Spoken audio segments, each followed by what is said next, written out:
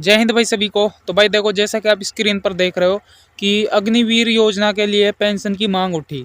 भाई देखो, अग्निवीरों के लिए जैसा आपको पता है पेंशन का कोई सिस्टम नहीं है अग्निवीरों के लिए, लेकिन अब इसको लेकर मांग उठाई जा रही है। इसको लेकर मांग उठी है कि अग्निवीरों के लिए जो पेंशन की सुविधा है वो होनी चाहिए। और ये सारी की सारी न्यूज़ मैं आपको बता रहा हूँ। ये एक न्यूज़पेपर कटिंग भी है और हिंदुस्तान न्यूज़ ने अपनी वेबसाइट पर भी इसको लेकर न्यूज़ जारी की है।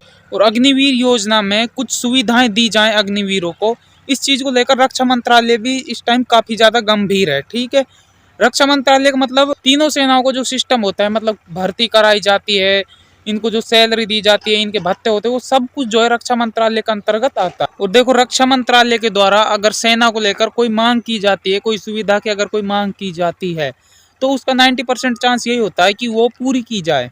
क्योंकि भाई रक्षा मंत्रालय से ज्यादा कोई नहीं जानता सेना के बारे में, तो ज्यादातर यही होता है कि वो मांग जो है पूरी की जाए। भाई देखो, अग्निवीरों के लिए भी जो है पेंशन की सुविधा होनी चाहिए। जब देश के जो नेता लोग हैं, अगर वो एक दिन के लिए भी कोई नेता बन जाता है, कोई एमएलए बन जाता है, तो उसको लाइफ टाइम पेंशन दी जाती है। तो भाई अग्निवीरों के लिए पेंशन दी जानी चाहिए।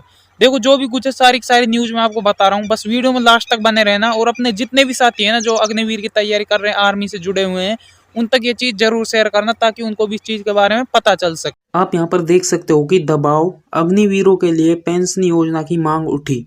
योजना में सुधार को रक्षा मंत्रालय गंभीर, मतलब रक्षा मंत्रालय जो है इस योजना को लेकर गंभीर हो रही है। यहाँ पे आप देखो, नई दिल्ली विशेष संवाददाता, ड्यूटी के दौरान शहादत देने वाले अग्निवीरों के परिजनों के लिए हालांकि रक्षा मंत्रालय की सहायता करीब करीब नियमित जवानों जैसी है।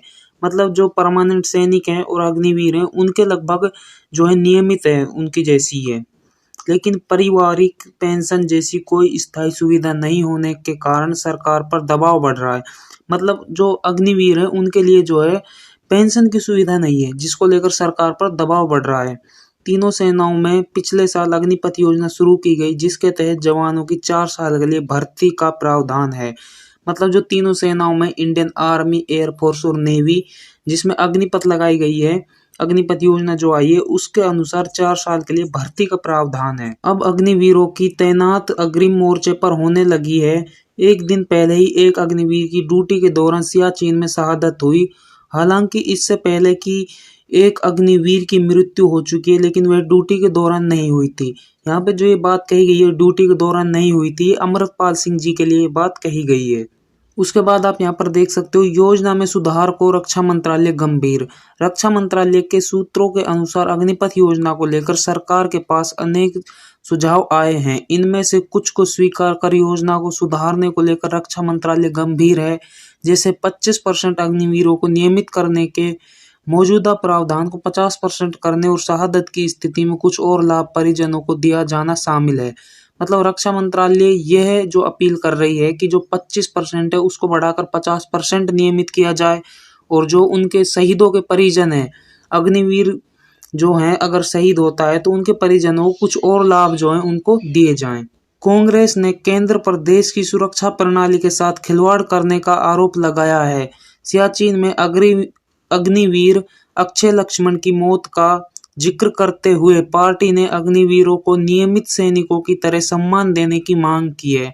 मतलब जो कांग्रेस सरकार है उसने केंद्र सरकार पर आरोप लगाया है कि आप जो है देश की सुरक्षा प्रणाली के साथ खिलवाड़ कर रहे हो, और जो नियमित सैनिक हैं उनकी तरह उनको सम्मान नहीं दे रहे हो, और उनको इस तरह जो मतलब नियमित सैनिकों को जो सम्मान मिलता है उसकी मांग की है।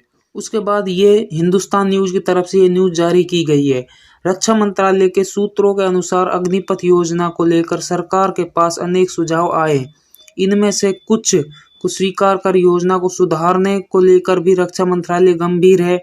जैसे 25% अग्निवीरों को नियमित करने के मौजूदा प्रावधान को 50% करने में, और शहादत की स्थिति में कुछ और लाभ परिजनों को दिए जाएं। सुझाव यह भी है कि 4 साल की कार्यकाल को थोड़ा और बढ़ाया जाए। इसमें एक चीज अलग है जो पिछले न्यूज़पेपर से जो अलग है, इसमें वो ये है कि सुझाव ये है कि 4 साल के कार्यकाल को थोड़ा और बढ़ाया जाए। मतलब जो 4 साल है उस कार्यकाल को और बढ़ाया जाए। तो भाई ये थी वो सारी की सारी न्यूज, और उम्मीद करता हूँ सारी चीजें आपको समझ भी आ गई होंगी।